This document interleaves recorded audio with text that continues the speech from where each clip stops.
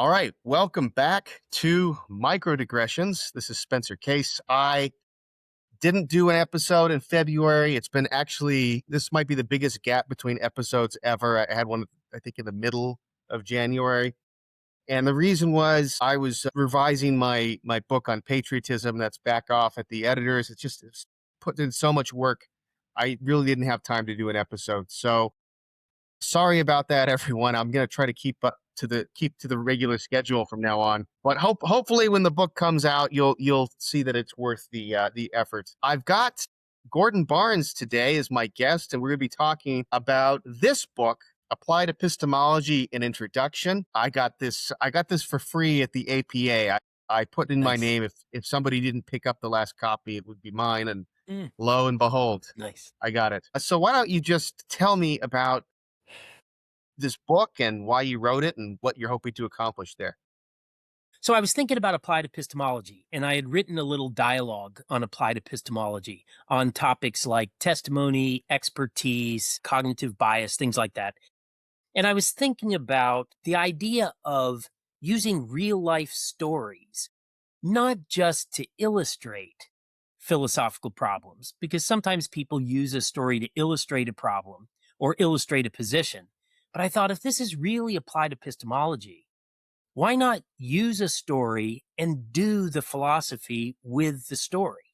Like, stick with that, right? So take a real life story, lay out all the details, and then do epistemology in terms of that story, applying the theories and the concepts to that story. And I started to think of examples, actual real life stories. And the first one I thought of was the Bernie Madoff story. I think if the documentary hadn't come out yet, it was coming out. And that story to me is just so riveting, of this guy who deceived tons of people at the highest level, right? At the SEC and on Wall Street, people who have a stake in what they're doing. And so I thought the issue of the epistemology of testimony and trusting testimony maybe could really be illustrated well with that story.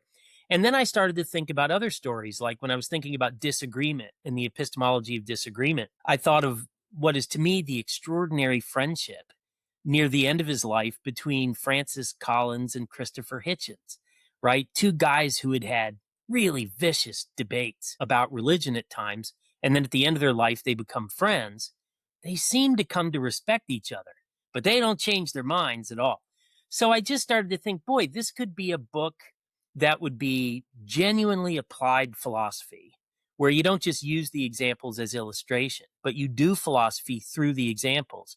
And it might even be like readable for non-philosophers, right? For students. Because I was also thinking I'd like to have a book in this day and age when it's hard to get people to read.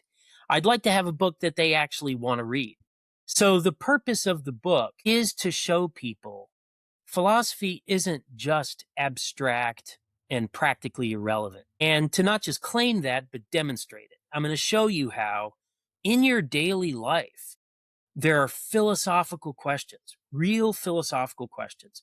Even in epistemology, you're facing epistemological questions, even if you don't realize it. And so, chapter by chapter, the book tries to make good on that claim.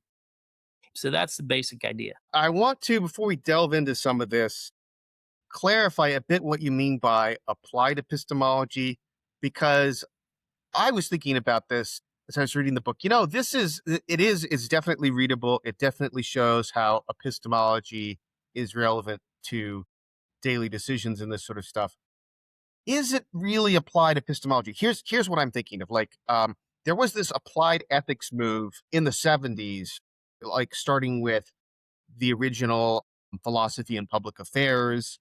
We had that article by Peter Singer, Famine, Affluence, and Morality, and on Judith Jarvis Thompson's article in defense of abortion. They're about specific issues.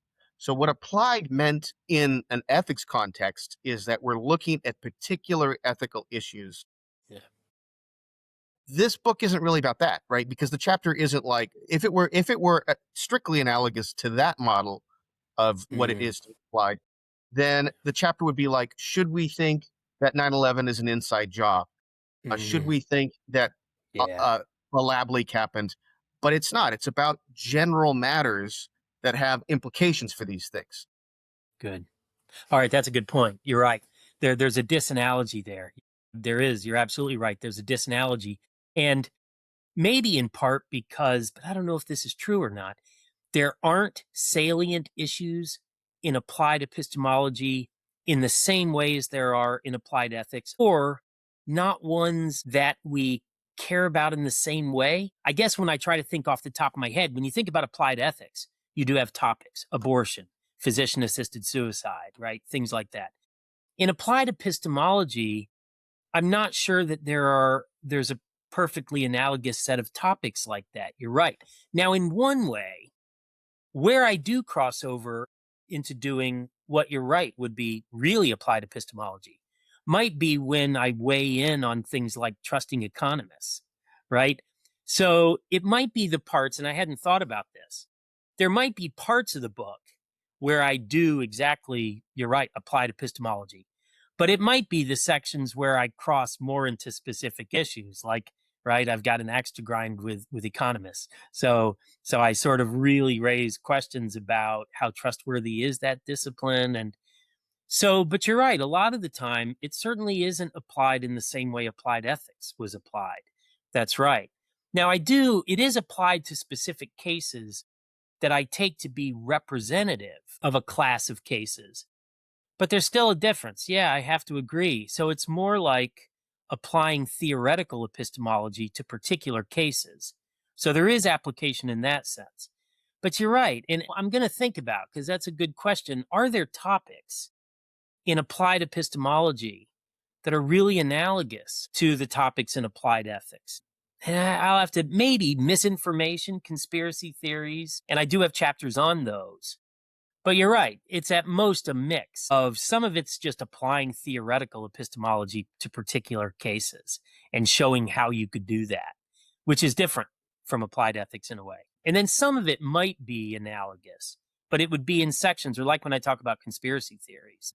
Yeah, no, that's a good point. There's not a perfect analogy there between applied epistemology and applied ethics, at least off the top of my head, I don't think. I think you're right. You did what I did earlier. Okay.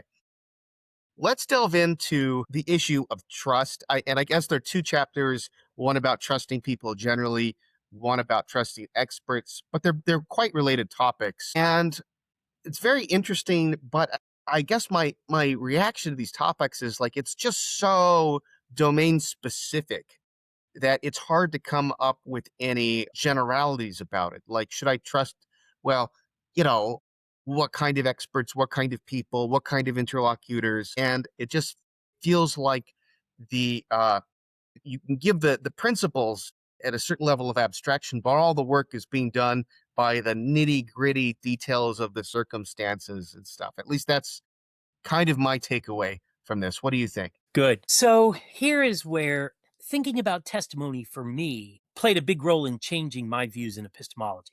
So, on one story, just as a bit of background, if you look at the history of modern philosophy from Descartes to Kant, one story that some epistemologists tell is that we start out with Descartes and Locke trying to give a kind of internalist, foundationalist justification of a lot of common sense beliefs. And through Berkeley and Hume, you see that project crash and burn, that it just can't be done, that reconstructing in an internalist, foundationalist way a good justification of a lot of our beliefs just won't work. Now, I wasn't always persuaded by that with respect to, say, the problem of the external world. But when it came to testimony, something like that line of reasoning did persuade me, because thinking about testimony from an internalist point of view just seemed to me to fail to illuminate anything about the epistemology of testimony. I mean, first and foremost, I found myself unable to come up with a convincing internalist justification of trusting testimony that wasn't just naive and gullible to a point that didn't seem right when I thought about particular cases. So what I would say about testimony is I became persuaded of being more of an externalist and an anti-individualist in epistemology through thinking about testimony. Because when you try to reconstruct from an internalist point of view a justification of trusting testimony, I just felt like I couldn't give a convincing reconstruction. Now, in the philosophy of religion, a lot of people are sort of familiar with this, I think. It's sort of funny how things have changed about testimony over time in my career. Because when I started, you had philosophers of religion like Alvin Plantinga and Nicholas Wolterstorff saying, look, you're justified in trusting testimony in a religious context. You're justified in trusting it prima facie until or unless you have evidence to the contrary. And at that time, like everybody said, oh, that's ridiculous. You can't, yeah, that's gullible. That's so naive, right? 20, 30 years later, it has completely flipped. And most people now say, oh, yeah, you should trust testimony, and they give a kind of externalist account of it, right? Well, I became persuaded of that by thinking about testimony, but it started a long time ago. But so I would say, to answer your question, I think that there is something to learn about testimony that's important epistemologically, that is a general principle that applies. I think that there's no way to solve the problem of trusting testimony for an individual unilaterally. You have to be embedded in a reliable network of people. And so you can't, all these attempts to sort of solve the problem of when you should trust testimony for an individual. My view is it's an impossible problem, that an individual cannot unilaterally do what's needed to get knowledge through testimony, because what's needed is that you're embedded in a reliable group of people, and that's outside of you and outside of your control. So my take on testimony is that we have to give up finding advice for individuals that will solve the problem of when they should trust testimony. I don't think there's anything they can be as careful as they want, monitor as much as they want. I think the only way to get knowledge from testimony is that you're in the right kind of group. And for some people, that's very unsatisfying, obviously. But I think, as I argue in the book, this still does give us some advice, which is we need to build reliable networks of people. And that's a collective task, but there's no alternative to that. That's my take on it. So, yeah, you're reminding me of, when I was a grad student reading about this stuff. So there was the Humean point of view about testimony is like a reductionist point of view. And there are some philosophers who still run with that, which is Yeah. like, the reason we are justified in believing testimony, it's like, well, let's suppose we can get past external world skepticism and skepticism about induction. If we've got the external world and induction, right, can't we just say, well, I think last name Lyons, I can't remember the guy's first name, but he's got a paper like this where he says, well, look, it's usually just simpler to assume that people are telling the truth, and the things would be more complicated. You can get some kind of, Occam's razor stuff going on there. And you end up having to complicate things quite a bit to assume that, everyone's trying to deceive you. And so what do you think about that kind of a response in favor of the Humean position? Good.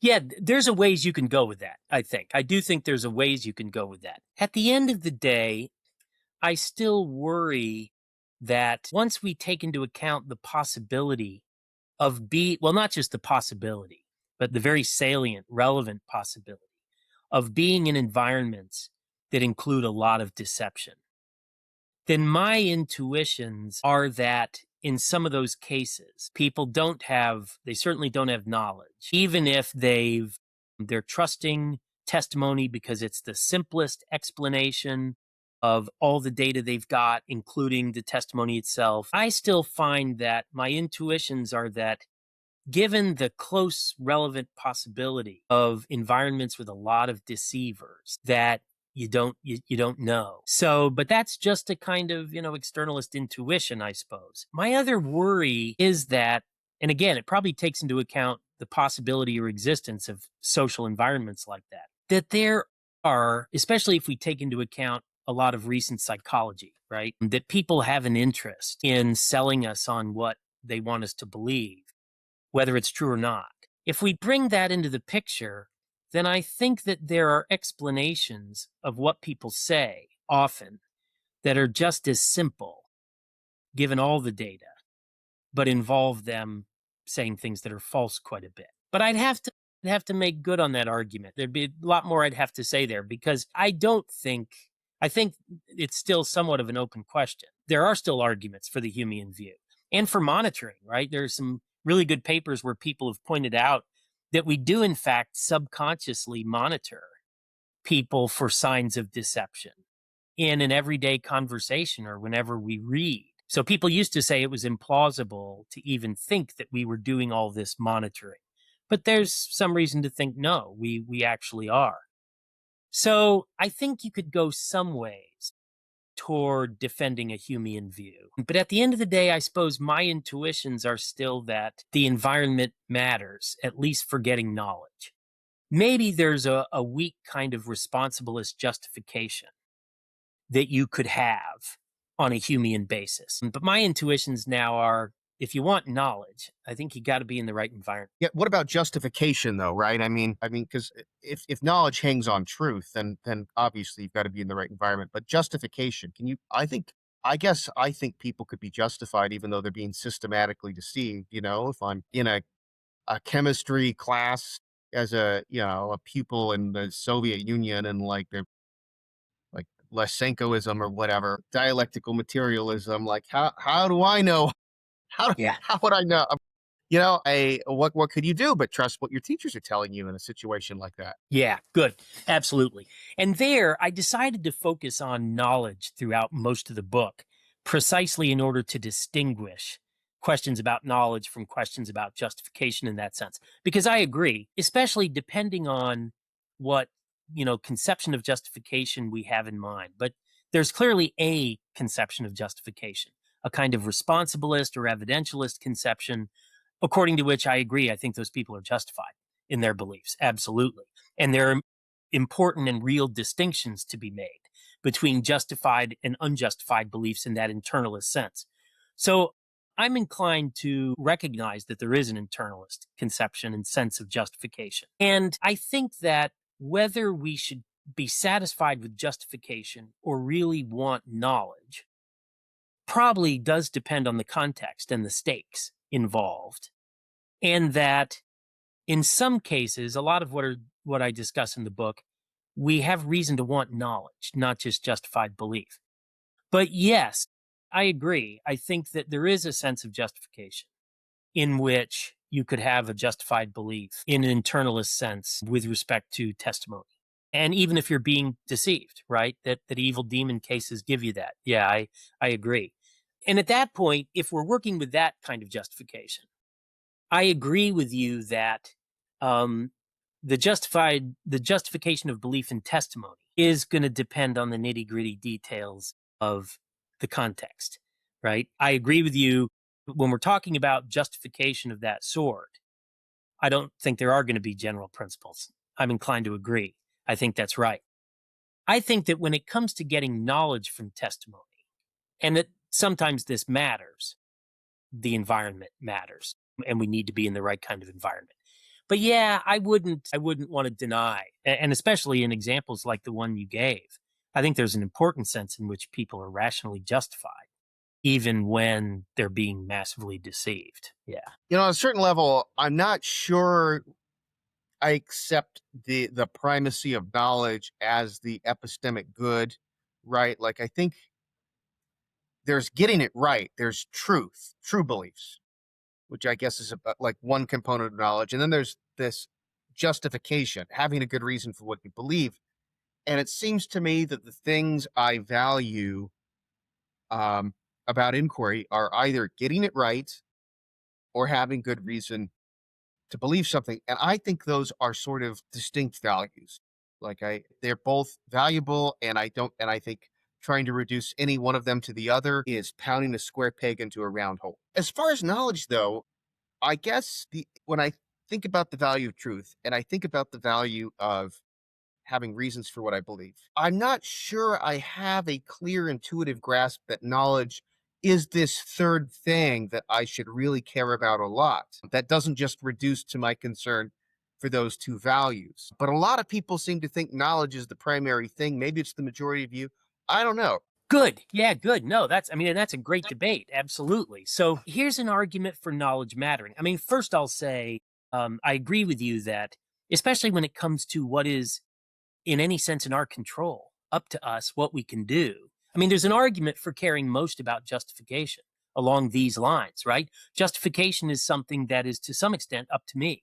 And so when it comes to precepts that are action guiding, precepts with regard to justification make sense because I have some control over whether my beliefs are justified or not. Whereas knowledge, truth too, is not entirely in my control. So there's an argument for caring about justification. I think justification and truth are distinct in the way you said. Here, though, is why I think knowledge matters. So if we just understand knowledge as a non-accidentally true belief, right? True belief that's not just true by accident, in a way in which Gettier cases seem to show you can have a justified true belief, but there's still some sense in which it's true by accident.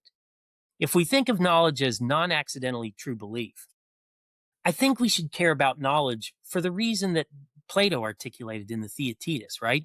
Where Plato is the first person, I think, who says true belief isn't sufficient for knowledge. Knowledge is tethered down. It's tied down. It's more secure. Well, if you have a true belief, even a justified one, that's only true by accident, you've been lucky, and luck runs out eventually, right?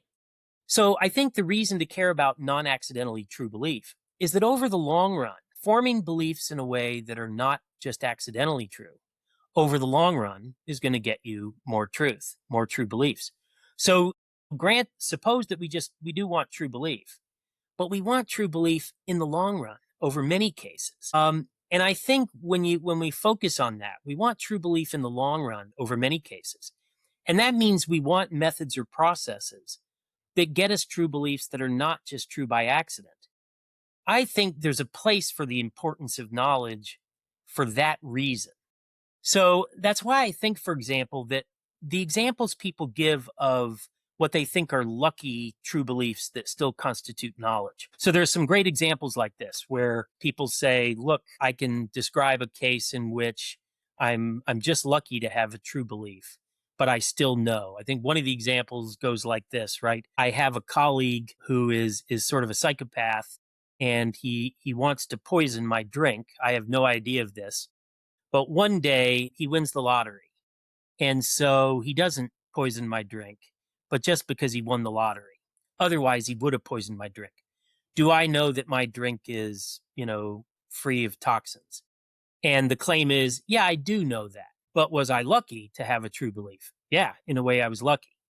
I'm inclined to say the situation here has been underdescribed.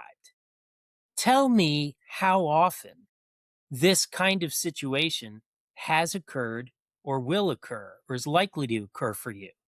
How you tell that story, I think, will matter. Because suppose your colleague is someone who's been poisoning all the other colleagues in your office, right? And he's going to continue doing it. He does it all the time. Now, I think that in this situation, I think you don't know. What makes the difference? Well, it's whether or not forming the belief in the way I do is likely to get it right over time. So I think that knowledge as non-accidental true belief is important because it gets us more truth over time, which is what we care about. And justification will go some way toward that. You could make an argument, you could do this with justification. But I think in the way that Plato put it, knowledge secures it, like even more. That still makes it sound like the value of knowledge is just the value of truth. It's just that it's a technology for helping us get many truths, but a lot of people want to insist on knowledge having intrinsic significance. You're instrumentalizing what's supposed to be the fundamental epistemic value, are you not? Good. And there, I agree. There, I'd plead guilty. I agree that the why care about knowledge debate, I do come down on the side of, I think it's merely instrumentally valuable. It's instrumentally valuable because in our circumstances, it gives us a guarantee of more truth over time. But yes, so coming back to your question, I suppose truth is what I think is intrinsically valuable, what we care about for its own sake. I think we do care about justification for its own sake, too. I think that's the case. But I would agree that I'm not in the camp who thinks knowledge is intrinsically valuable. I think it's just instrumentally valuable. But that's why. But no, I agree. I'm not someone who thinks it's somehow separately, independently valuable. Okay, maybe it's still intrinsically significant, and maybe I can tell you a story as to why. Maybe it's that when I have knowledge, I have done my due diligence with respect to investigating whatever it is about these general patterns. So it's not just that I'm more likely to get the truth, but I have acquitted myself well with regard to my responsibilities for this particular kind of truth, and I'm getting it right. So if you moralize it a bit, it's you've reached your threshold of due diligence for whatever it is. And whatever it is, right, it radically depends on the context and what kind of thing we're talking about. If knowledge represents something like that, then I think we can explain why we would care about it, even if its value is like derivative from uh, justification and truth. Yeah, good. That's good. And I think for anyone who's a philosopher, I think we have to say we value people doing due diligence when it comes to forming their beliefs, right? I'm not going to give up on that one then to the day I die. So I agree that, and I agree that has intrinsic value. I do think so. And good. So you're right that on that view, we could get knowledge having intrinsic value because the person has done something that we think has intrinsic value, analogous to a Kantian view of the goodwill. Right? We do think that someone has done something intrinsically valuable when they've conducted their intellect in a responsible way, and they got to a true belief. So yeah, and I do value that. So I agree that you could get intrinsic value of knowledge along those lines. Again, increasingly, I suppose I'm more skeptical. What's the right way to put this? We're so thoroughly interdependent in the way we form our beliefs. The processes that actually lead to us forming our beliefs are so thoroughly enmeshed with other people that it might just be that I'm now more interested in processes of belief formation that are social and including, but that might just be a report of my interests, right? But that I think I certainly, and I was sort of late to the game on this. There were other people like Alvin Goldman who started this earlier, but I'm increasingly aware of just how thoroughly interdependent we are on other people in the way in which we form our beliefs. So I think that what tends to interest me more now are the social processes that include all the people outside of me leading up to me. But you're right that I think you're not going to get knowledge being intrinsically, probably intrinsically valuable on that view in the way that I do still agree. Individuals forming their beliefs in a conscientious way is valuable. Most of us wish more people would, right? So, yeah. I was reading this book and my wife was next to me and I'm like, "Honey, what do you think about, it's 8:01, you look at your clock and it says it's 8:01, you form the belief that it's 8:01, but you don't know that your watch is broken and it's stopped on 8:01. Do you know it?" And part of her answer, one is my wife is Chinese and I've heard it said that Chinese people don't have like, yeah, I know. I looked at it. It's 8:01. It actually is 8:01. So she doesn't have she seems not to have the things true by luck don't count intuitions. And I sort of only have these weekly too, because I kind of want to think like you looked at your watch, you're doing your due diligence. Normally, unless it's something really important, you wouldn't have any reason to do more of an investigation than that. But yeah, so I'm not sure what I think about these cases. Um, Here's another case where it seems like I I definitely think I do have knowledge in this case. It's similar to your psychopath case, which is like, suppose I ask somebody what time it is, and this person tells me the truth, but this person's like a pathological liar, unbeknownst to me. I've never encountered this person before. Have no notion of this person being a liar. But it turns out this is the one time in this person's life where he's like, you know what? I'm just gonna tell this person the truth just to see what it feels like. I I think I think I still know it. I don't know. All right, good. All right, that's really interesting. All of it, very interesting. I want to start with your wife's comments because, yes, as I recall, some of the research has found that people in the Far East, especially China, don't have Gettier intuitions. And there are some other variations, of course, that experimental philosophy has found. In one way, it's kind of interesting because there's also the research that has found that some Eastern cultures are less individualistic than we are, right? I'm sure you're familiar with some of that research. I don't know it in detail. So that's interesting because I would have thought a more collectivist culture would have Gettier intuitions. So I got to think about that. But yes, some people don't have Gettier intuitions. All right, let's take your example. Now, my intuition is that you don't know, so it might just be a difference of intuition there. And again, it's precisely because I'm concerned about forming your belief this way many times in the long run, where this way has to refer, I mean, we have to specify that, of course, as trusting someone who's a chronic liar. Whereas you might say, we ought to specify the process here as trusting anyone you happen to ask about the time, in which case that's going to be a reliable process. So we have an example of the generality problem here for reliableness, right? That, any particular process that leads to a belief is a token of many, many types. So it might be that you and I are focusing on two different types there. And you're focusing on trusting a person you asked the time, and I'm focusing on trusting a chronic liar who you asked the time. And so here might be a way of resolving it. Maybe I'd agree with your intuition as I think about it theoretically. Because maybe what I would say is, I want to know how often you're going to run into the chronic liar, right? Suppose this guy is your neighbor and maybe he just moved in, but now you're going to be asking him the time every day for quite a while. I'll put it this way, to me, that's relevant to my intuitions, where I think if you're going to be asking him the time every day and he's going to lie most of the time, then I think now you don't know. Whereas if this is a one-off, I would agree with you. You do know. So at least what I'm inclined to think lately about this is it really does depend on what circumstances a person is likely to wind up in. How likely this sort of scenario is to happen to you over time. But I'll have to think about that more because, yeah, I have always had the Gettier intuitions, but there are lots of people who don't. And if you don't, then I think you should be happy with justified true belief. Yeah, I'll have to concede that. Good.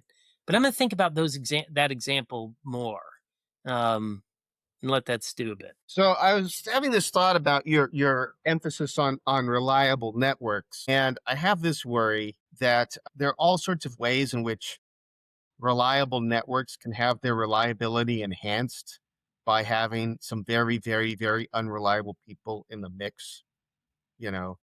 So apparently the Holocaust denier David Irving, a bunch of Holocaust scholarship, like real scholarship, was made in response to him because he was making these unjustified claims about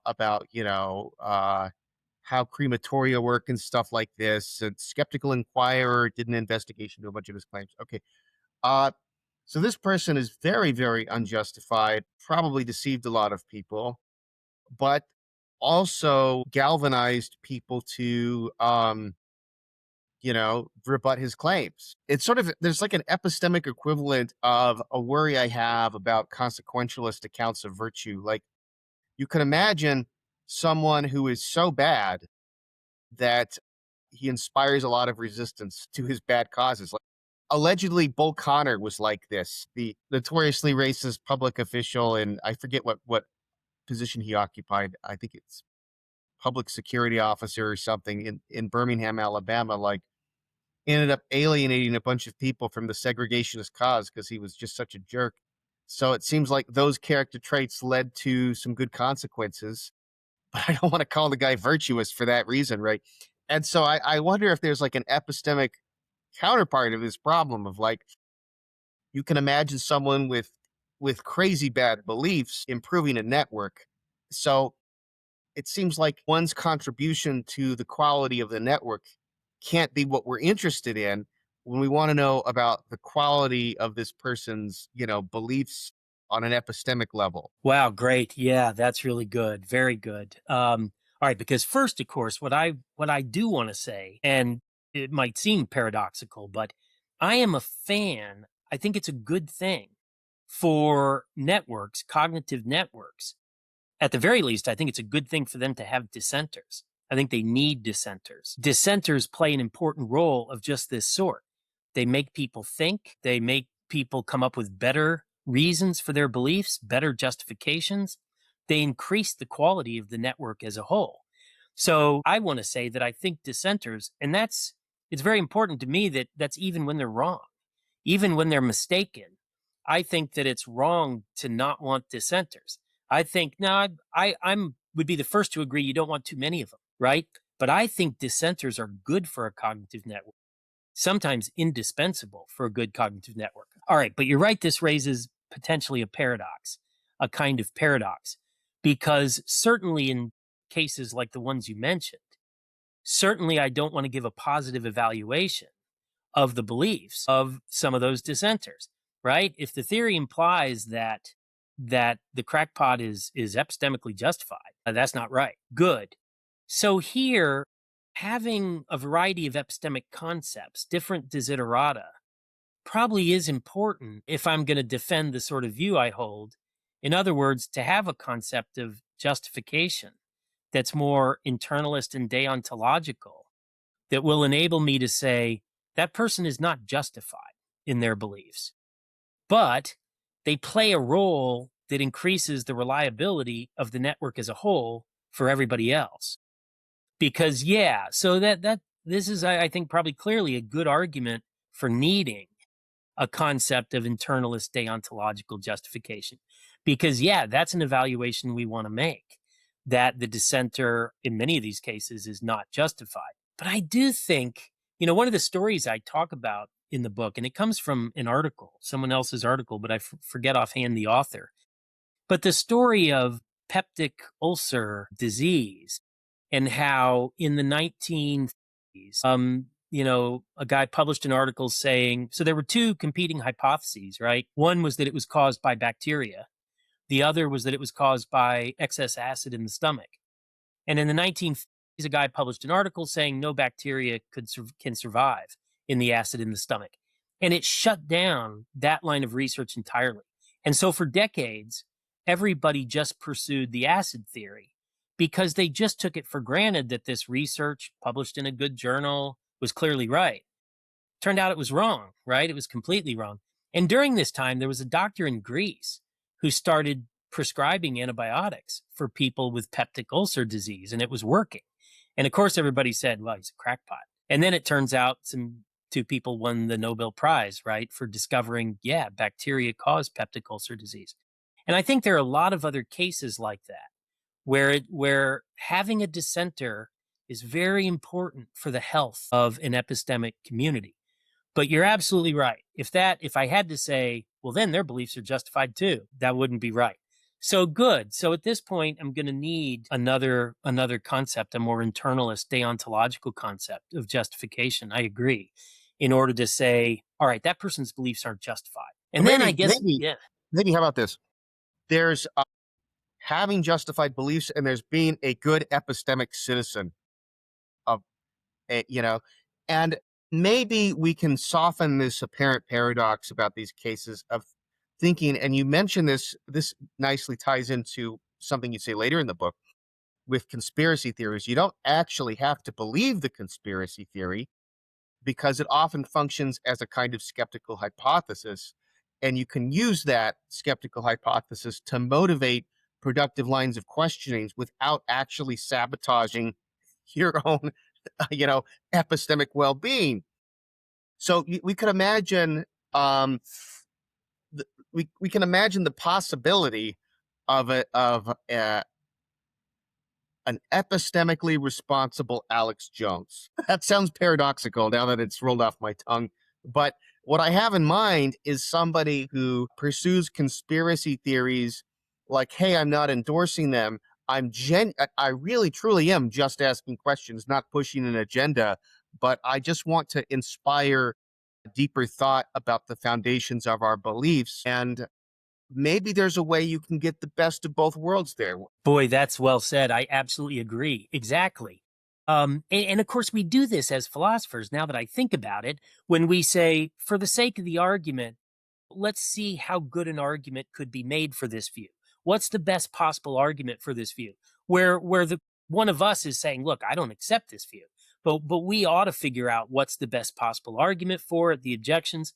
So you're right, a person could very deliberately but conscientiously play this role in society of saying, look, somebody needs to be sort of experimenting with trying out competing ideas in case we're missing a line of reasoning that's right. I don't endorse them myself. And you shouldn't either, maybe at this point. You're right. So we could have someone play that role while being epistemically responsible themselves. That's right. And yeah, in a way, at their best, that is what philosophers sometimes do, right? When you write a book and you trot out a possible view that has just occurred to you, and it's not one you accept, but you think, if I'm going to be responsible here, I need to think it through to rule it out. So that's I like that because then you don't have to be epistemically irresponsible to do that. You're right. Yeah. Your story lead like right at the beginning of the book, you lead with this guy who was deceived by Bernie Madoff, and it just is one of these things that stuck in my mind because it really seemed like this guy had done his due diligence.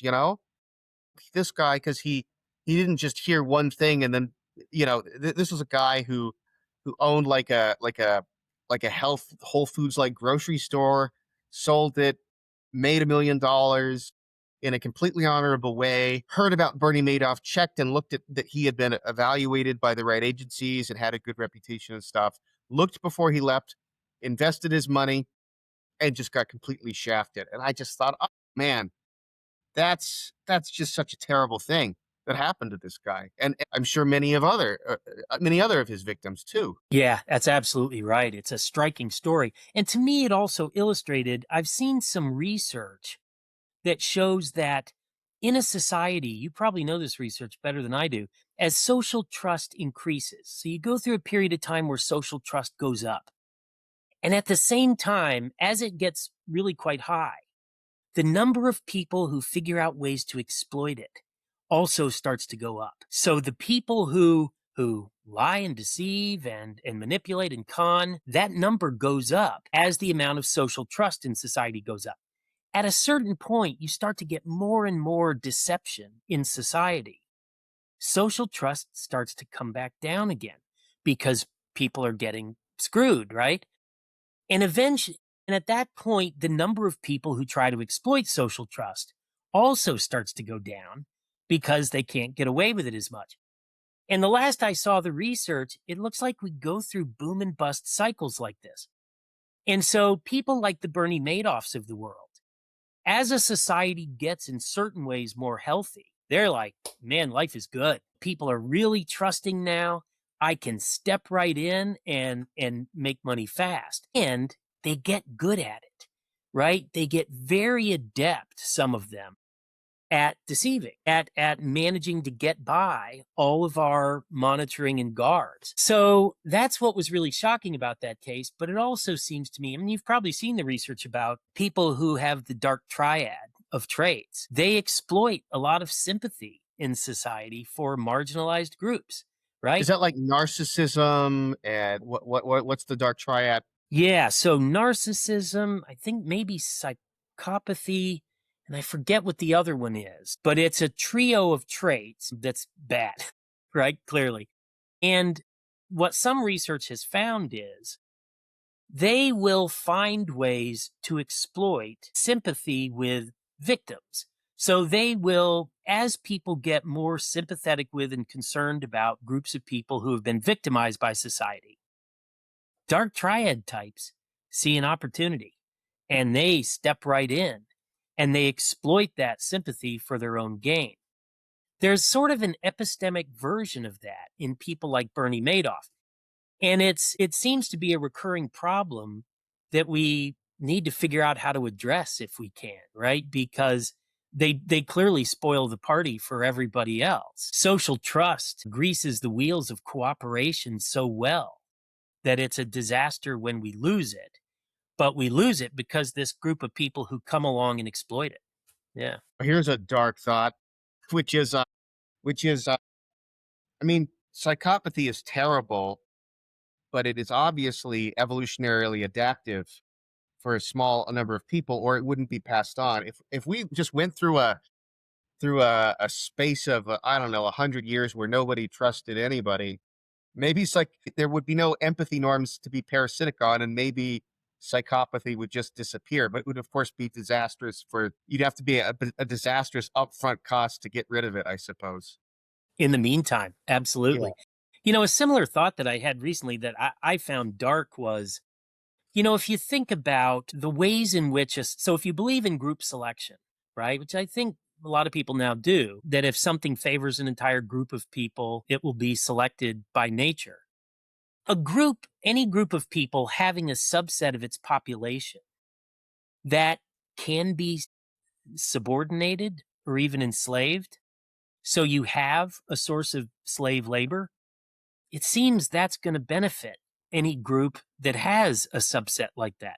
Right? So the pyramids are built, I think, pretty much with slave labor, right? And so now here's a dark thought that I found really troubling when it occurred to me, right?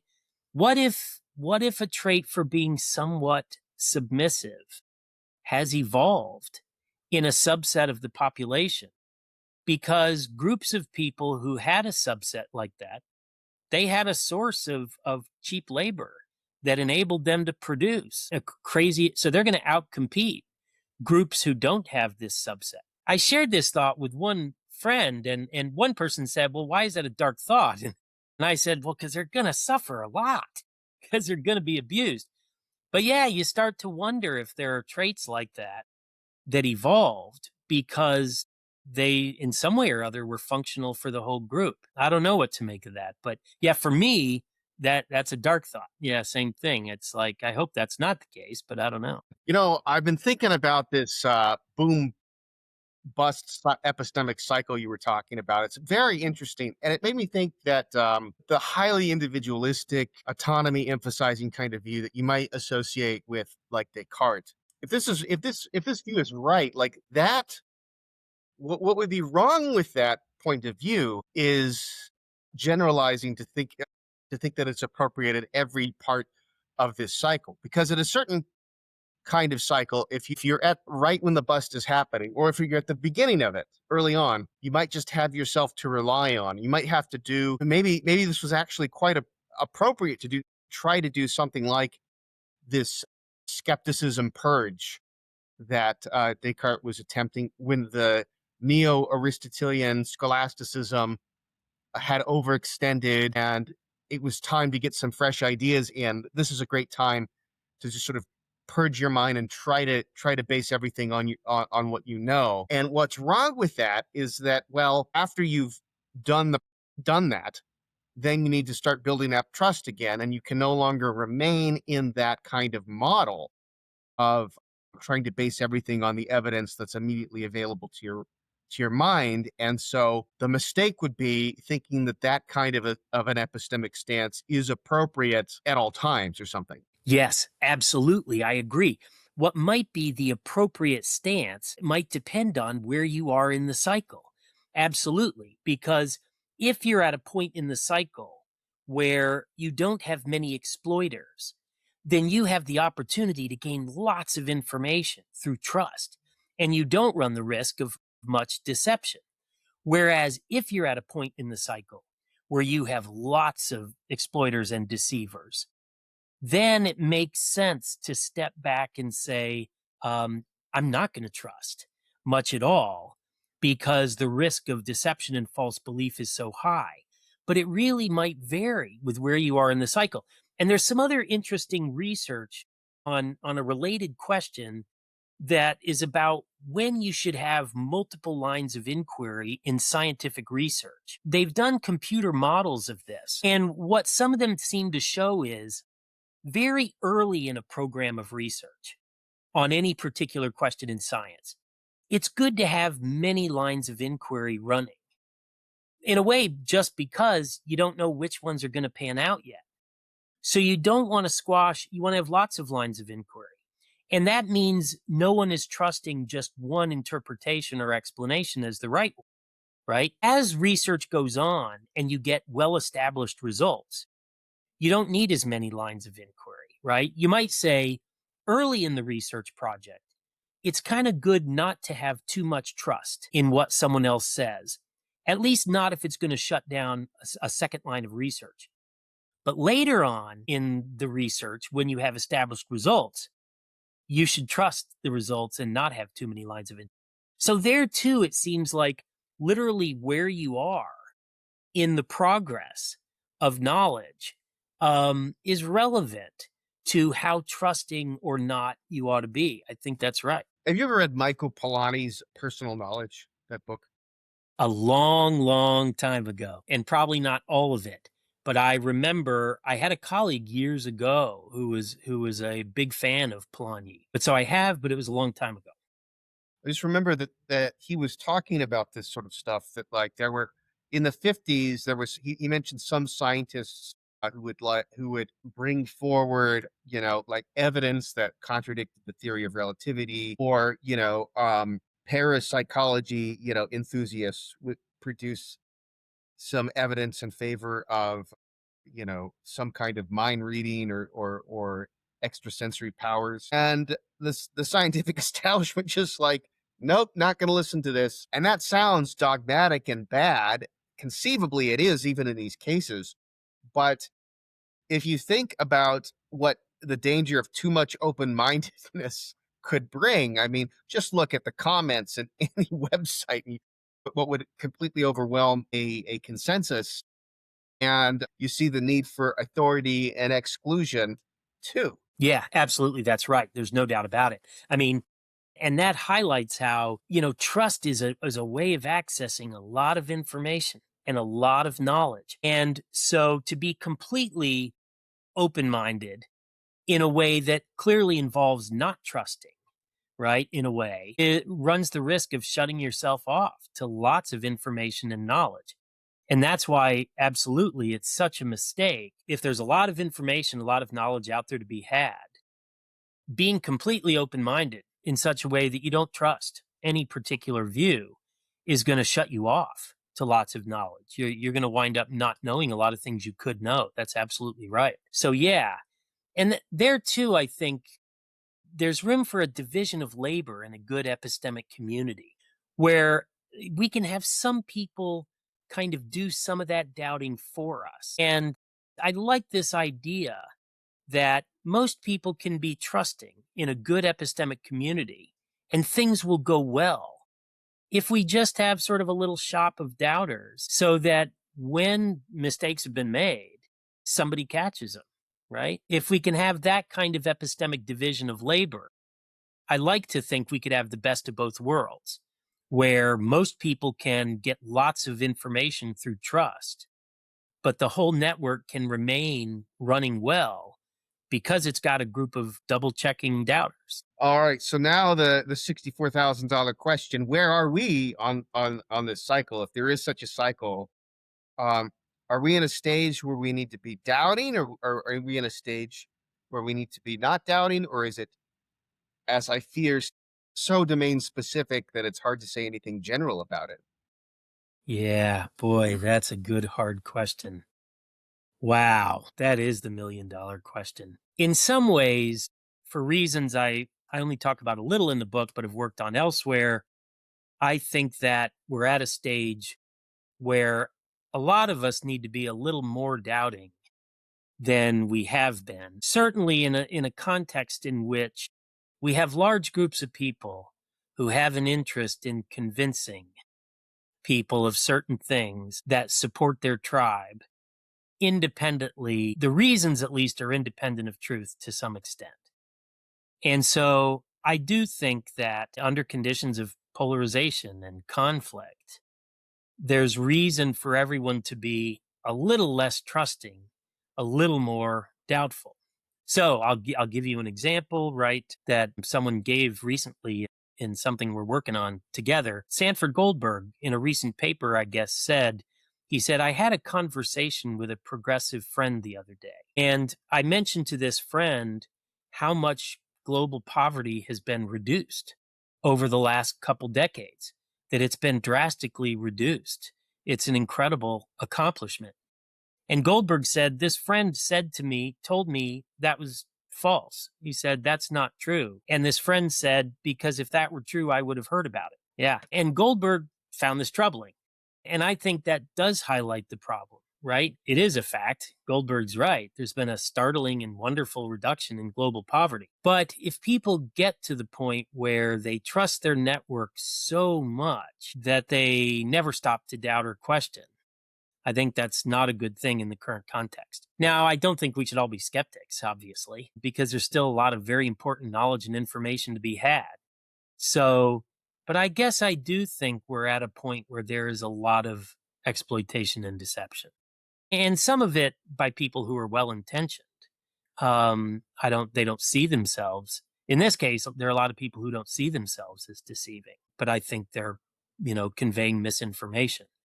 So I think we're at a point where people need to be a bit more skeptical, a bit more doubtful, but I couldn't be any more precise than that. And even that, I'm a bit torn about. How about we should be more skeptical about what experts say in those things over which we're most polarized? You can Absolutely. strengthen a bit. Yeah. Yeah. Yep. That's right. That's what I agree on. Yep. When That's right. I hear this stuff about we need to like stop information and just trust the experts, my reaction is it's probably true. Like I think a lot of unjustified claims about vaccines are floating around the internet and stuff. But when I hear people emphasize this and say we should just trust the experts, it's like, well, gee, did the experts do anything that might have caused this?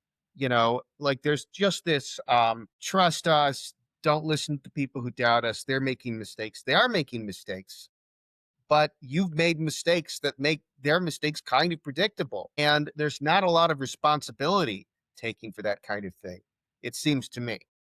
Yeah, I agree completely. Right. I mean, so at the end of the book, I mentioned as a case in point, Tom Nichols, who writes for The Atlantic, who wrote the book on expertise that just excoriates all the American people who doubt experts nowadays. He says they're arrogant, narcissistic, goes on and on. And of course, the backstory that I lay out is Tom Nichols was one of the preeminent defenders of the war in Afghanistan and the war in Iraq. First, as a professor of strategy at the Naval College. First, about Afghanistan, he told the New York Times that our strategy was completely sound, that it was a great strategy. And then he defended the claim that there were weapons of mass destruction in Iraq. And he defended it for a long time after the war in Iraq until he published a little op ed in a Florida newspaper. It was interesting that it's in a little Florida newspaper where he publishes this op-ed where he says, yeah, mistakes were made. We made a lot of mistakes, and they were actually due to bias. He comes out and says there was a lot of cognitive bias. So this is the guy who partly orchestrated two of the worst failures of expertise in recent history, but now he's going to excoriate people for doubting experts. I thought, man, that takes chutzpah. Not a lot of self-awareness or humility, but it takes chutzpah. And yeah, that's the problem. There's been a long list of failures of expertise, right? The financial crisis of 2008 was a huge failure of expertise. And of course, this goes back to the Vietnam War. John Searle has a great bit in the beginning of his book on rationality, where he talks about how during the Vietnam War, he went to visit an old classmate who was working in Washington. And he said, this classmate, using the standard economic model of rationality, explained to me how we would get to a point where it was no longer in the interest of the Viet Cong to resist, given their desires, and that's when they would stop. And Searle said, I knew right then we were in trouble. So yeah, the expert class arguably needs to take some responsibility for the role they've, at least at times, played in leading to a lack of trust in experts. It's not for no reason that people, even when they are mistaken, don't trust experts. I think that's right. Yeah. I want to mention it's part of the book I think we haven't really touched on much, but I wanted to bring it up, and that is the disagreement stuff, like the what to do about that. So I suppose part of my reaction to this, so it seems so if we're epistemic peers, let's just say, and we have some disagreement, which maybe we do over now some things having to do with knowledge, what are we supposed to do? Are we supposed to change our views? Are we supposed to suspend judgment completely? Are we supposed to hold our ground? And this one is a really deep conundrum. But why don't you tell us what you think about that? Yeah, absolutely. So, on the one hand, initially when I first came across it, I found the argument for the equal weight view very compelling. So, using Christensen's dinner check example, right? So, we all go out to dinner and we want to split the check at the end. I do the math and come up with one number. You do the math and come up with a different number. We're both about as good at basic arithmetic. And, I paid attention, you paid attention. If I were to say, well, obviously you're wrong, you made a mistake, that doesn't seem like it's rational, right? I should give equal weight to your calculation as to mine, and I should suspend judgment about who got the right answer. When I give that example in classes, most students are inclined to agree, but it leads to weird implications, right? So, first of all, suppose my answer is each person owes $24 billion, right? Then it seems you should not give equal weight to my calculation. So, how do we accommodate that? So, one view, the equal weight view, sort of conciliationism, says really you should give equal weight to each person's opinion. And that means if you each have opposite beliefs, but each to the same degree of confidence, you should both suspend judgment.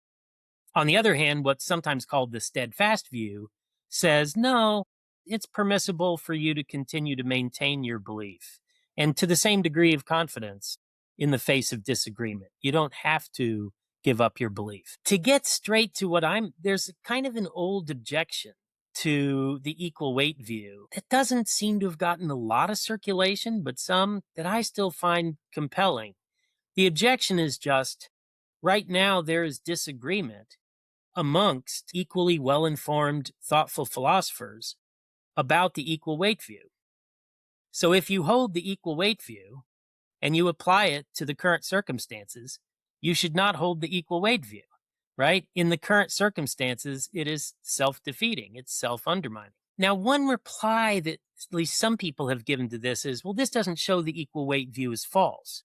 Well, no, it doesn't show the equal weight view is false. But that doesn't change the fact that in the current circumstances, it implies that if you hold it, you shouldn't hold it, right? That in the current circumstances, you shouldn't believe it. So I myself find that objection to the equal weight view in the current circumstances devastating. I don't understand why people still sort of take that view seriously in light of that objection. So now, on the other hand, there's a weaker form of conciliationism that I find plausible, but it just says when someone just as smart and well informed as you, who doesn't seem any more biased than you are, disagrees with you, you should reduce your level of confidence a little bit that you're right. I can't quantify how much, but you should be a little less confident that you're right. That's consistent with continuing to believe that you're right, but with a little less confidence. I find that more plausible. I can still understand someone thinking that's not required, but that would be the strongest form of conciliationism that I would find plausible. One alternative view that I've just thought about more recently is maybe you don't even have to reduce your level of confidence, but maybe you should commit to inquire more or think more on the subject. Maybe that's a good enough way to be epistemically responsible. If you say, in other words, so and so disagrees with me about this, I think they're just as smart and well informed as I am, I should keep thinking about it and think more about it. Maybe that's sufficient. But I find the equal weight view in the current circumstances self-defeating. So that's why for me it's sort of a non-starter. I saw Eric Sampson give a paper several years ago pressing the self-defeat objection to the equal weight view. So people are still, making this objection. I guess my reaction to the motivating case is that maybe it's not something wrong with the case, but it just seems like there's obviously a special case of disagreement that we wouldn't expect to generalize to other things, like the splitting the bill case. One is that you can suspend judgment for like 1 minute and figure out what's going on through a very reliable procedure that everyone accepts. And so, as a practical matter, suspending and giving equal weight for a moment is something that makes sense in this kind of case. Whereas I just don't know if that is going to be true in anything else or very many other things. It's also, you can stipulate that as far as you know, we're equally good at math or whatever. Will we ever know this is true about any two philosophers? Because it's going to seem to me that, like, well, you know, Gordon is wrong about like these five issues I'm right about, so I guess we're not peers. Like, like you just don't arrive at that kind of problem with arithmetic. So yeah, I'm not sure what to. I suppose you can describe it in the abstract, but then when you get down to particular cases, I'm not sure that it's going to hold. At the same time, I do find that I often, if I come up with an argument and the first person I give the argument to, like, what should I do a paper on this? Should I put it in the book? Whatever, and they're just not impressed with it. I notice that as a psychological fact, whatever is true epistemically, as a psychological fact, my confidence decreases a bit, especially if it's somebody I trust. And if I give it to four people and none of them think that it's any good, I just give up on it. I like, well, I must be wrong. Although I don't know whether that's justified. I'm just reporting my psychological experiences here. Boy, good. Let's start at that end of things, actually, because that's a good point, Spencer. Boy, there's some circumstances in which you can imagine a person clearly going wrong in reducing their level of confidence, right? I mean, especially when you think about submitting papers, frankly. Sometimes, but you're right. And I'm the same way. I'm sure this is a personality matter. But absolutely, when somebody says, "Oh, I don't buy that at all," my level of confidence drops right away. But as soon as I think about that, I think, wait a minute, is that right? Is that shit that's not obviously correct that my level of confidence should drop. So there are definitely cases in which you can err in the wrong direction in response to disagreement, right? I mean, that seems some people will reduce their level of confidence when they shouldn't. Good. And you're absolutely right that the messy part of this problem, which has been discussed, but it's probably hard to discuss, is that in real world cases, it's probably difficult, maybe impossible to know if another person is my epistemic peer or inferior or superior. There are so many relevant variables, so many facts about their mind I don't have access to. So really, the only way to formulate this problem honestly in the real world is to say, in some situations, for all I know, that person is my epistemic peer or superior. And then the relevant question is, what's the right response to that? In the book, I sort of go with saying, it's a reason that you should take into consideration if someone who you don't know is your epistemic inferior disagrees with you. It's relevant. And even maybe you should reduce your level of confidence. But that's a messier, harder question. And I agree that that's not at all obvious. Because you can err in the wrong direction at that point. Absolutely. There are circumstances in which one person reduces their confidence and they should. Yeah. I guess I tend to think of peer disagreement as a kind of meta evidence, right? Like, if there was really good evidence for my view, I would have expected this other person to have converged on it, not with perfect reliability, but with some reliability. And if there's enough disagreement, then I tend to question whether I'm a good evidence detector or something like that. It's kind of what I do. Although, there's some puzzling things about this. Like, for any intuition I can have to base any kind of argument on, I can imagine an interlocutor who has an opposing intuition.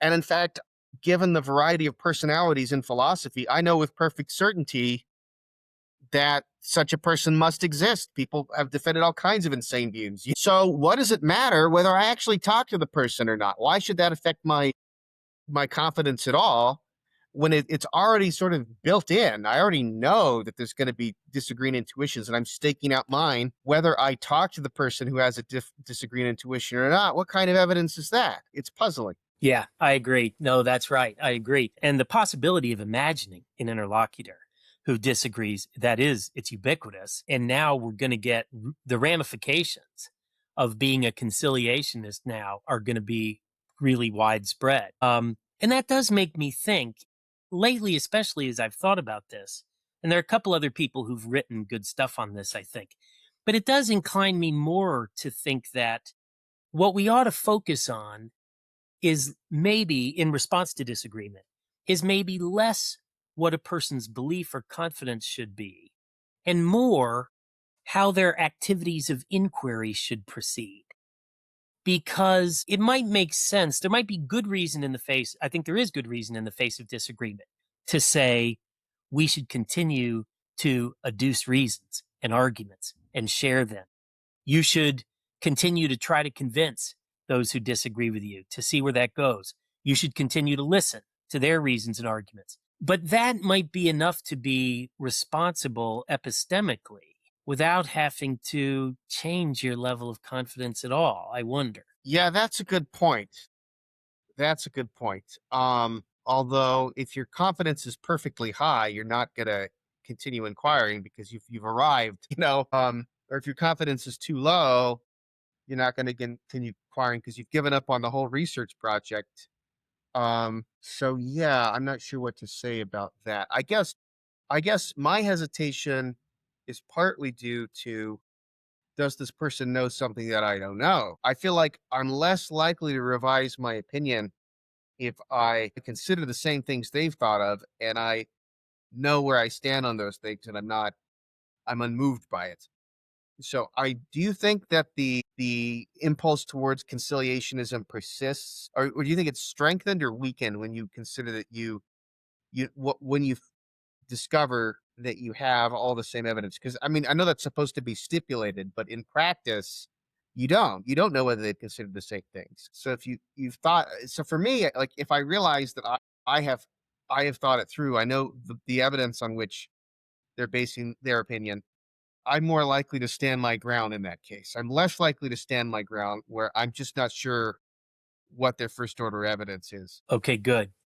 Yeah, I mean, that makes sense on the face of it. Absolutely. So if I understand you, you're saying when I think they know something I don't or have evidence I don't, then I might be more conciliationist.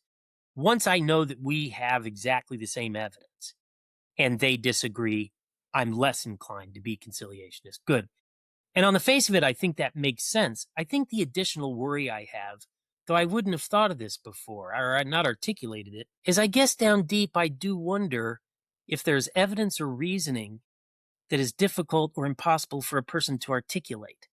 And I guess to try to be more precise about that, I probably do wonder when I'm talking, especially to another, say it's another philosopher who I think is a really good philosopher. I think at some level, the one other question I have is there some cognitive processing going on there that they can't articulate, but it's real and it's better than mine? Now, when I put it that way, that starts to sound a bit mystical, right?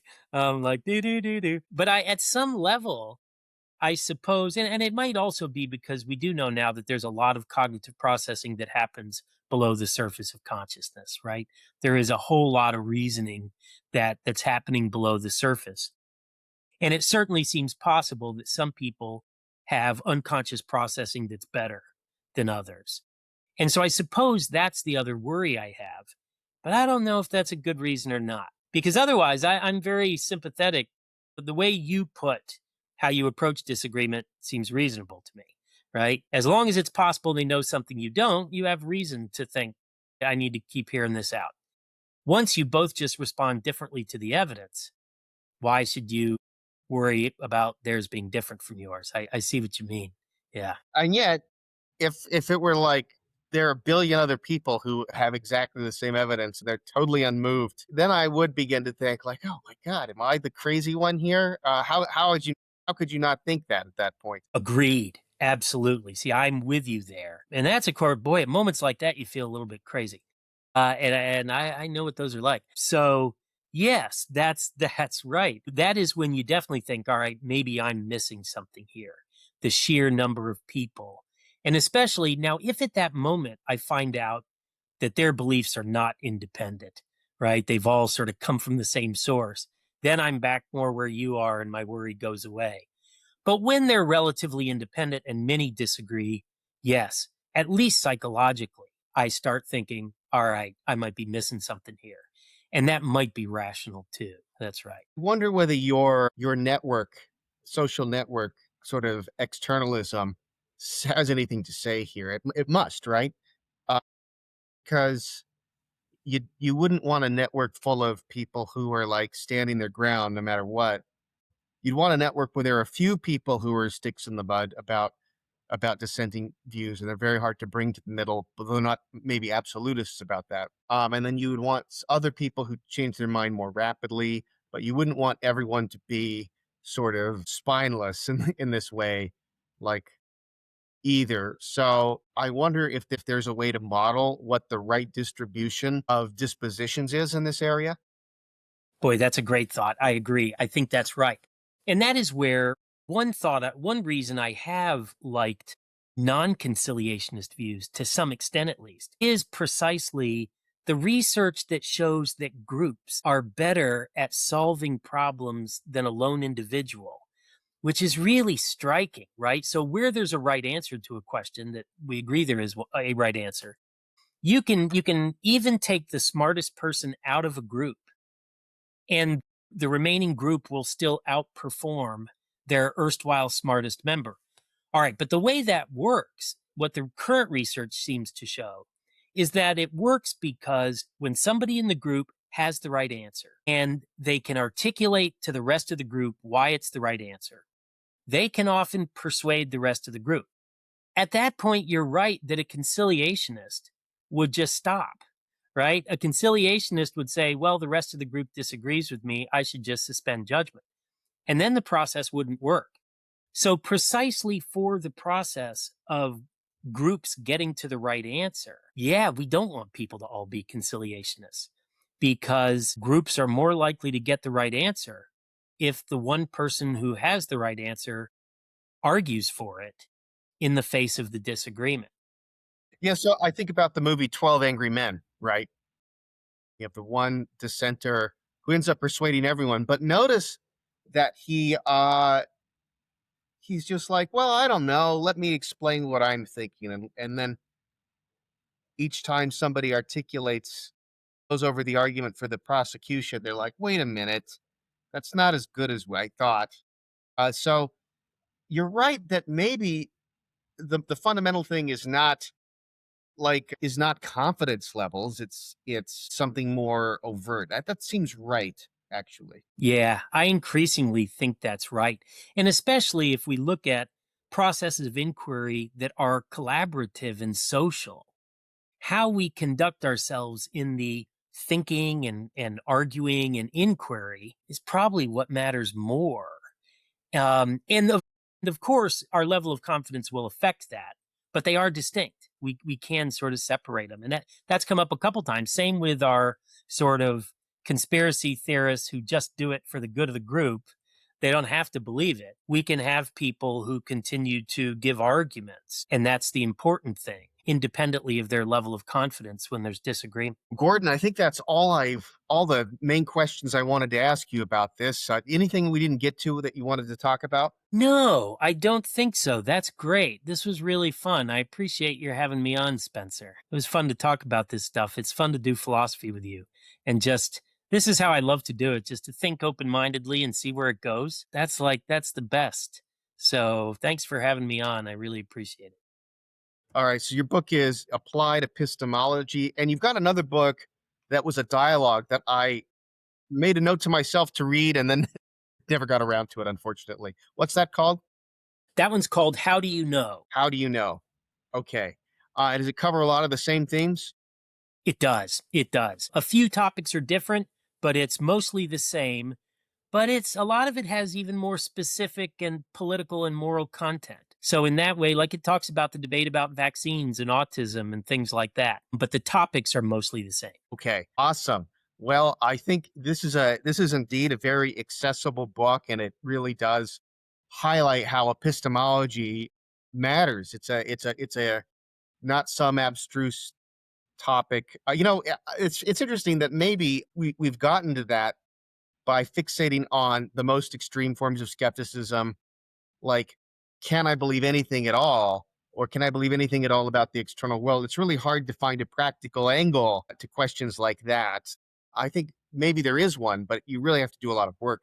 Whereas if we're talking about more limited forms of skepticism, suddenly it becomes very clear how this matters. Yeah, I think that's right. They're forms of skepticism, but ones that are limited, that are therefore more plausible and relevant. I think that's exactly right. And so it is sort of the problem we've always dealt with in epistemology, skepticism, but a form, instances of it that are, because they're limited, they're more potentially convincing and relevant. I think that's exactly right. All right, Gordon, thank you so much for joining us here at Micro-Digressions, and congratulations on the book. Thanks, Spencer. I really appreciate it. Okay.